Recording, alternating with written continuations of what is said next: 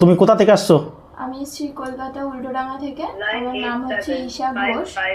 আমি দাদার ভিডিও দেখেই এসেছি। ভয় করছিল? না না হ্যাঁ, না, তুমি একা একাই তো এসেছো, কেমন লাগছে? খুব ভালো। তুমি কিভাবে এলে একটু দর্শকদের বলো। আমি বিধাননগর থেকে শিয়ালদা বর্ধমান লোকাল ধরেছিলে? হ্যাঁ হ্যাঁ, 10টা 15 যে ট্রেনটা আছে ওটা ধরে আমি নিমু স্টেশনে নেমেছি। নিমু স্টেশন থেকে আমি ডাইরেক্ট টোটো করে এসেছি দাদার বাড়ি। আমার কাছে নির্ভয় আসা যায়, একদম কোনো ভয় নেই। না। আর যারা ভিডিওটা অনেক দূর থেকে দেখছে তাদেরকে কি বলতে চাইছো? তারা যেন অবশ্যই আসে দাদার কাছে। একটু ফাঁকা কিন্তু মানে ঠিকঠাক ভাবে আসা যায়।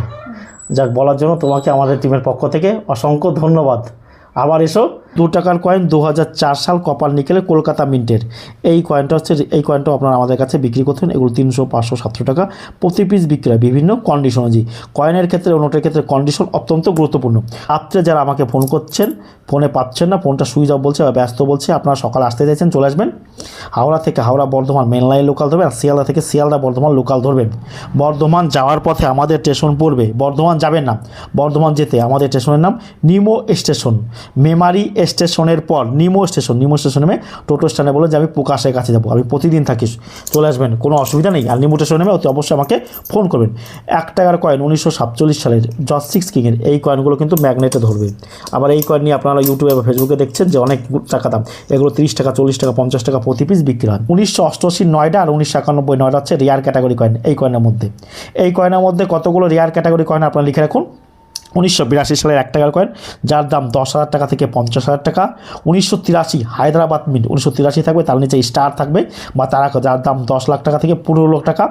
আর 1988 নয়ডা এই কয়েনটার দাম 300 টাকা থেকে 700 টাকা আপনারা পেতে পারেন প্রতি পিস। আর 1991 নয়ডা এই কয়েনটার দাম 10,000 টাকা থেকে 1 লক্ষ টাকা। আর বাদ বাকি যত কয়েন আছে সেগুলো 4 টাকা 5 টাকা প্রতি পিস আপনারা আমার কাছে বিক্রি করতেন। 2 টাকা নতুন নোটের বান্ডিল সঞ্জয় মালহোত্রা, শক্তিকান্ত দাসের সিগনেচার রয়েছে। এই যে যা নোট রয়েছে এগুলো 2100 টাকা, 2150 টাকা, 2200 টাকা প্রতি বান্ডিল বিক্রি হয়। 500 টাকার নোট দেখতে পাচ্ছেন আপনারা, আর এন মালহোত্রার সিগনেচার করা 500 টাকার নোট। এই নোটটা আপনারা 200, 300, 500, 700 টাকা প্রতি পিস আমার কাছে বিক্রি করতে পারেন বিভিন্ন কন্ডিশন। আবার এইরকম নোট রয়েছে, এইরকম নোট আবার দামে কম, সস্তা, একদম সস্তা। 2016 সাল নভেম্বর মাসে ভারতের প্রধানমন্ত্রী এই নোটগুলোকে কিন্তু, এই 500 এবং 1000 টাকা নোটগুলোকে অচল ঘোষণা করে দিয়েছিল।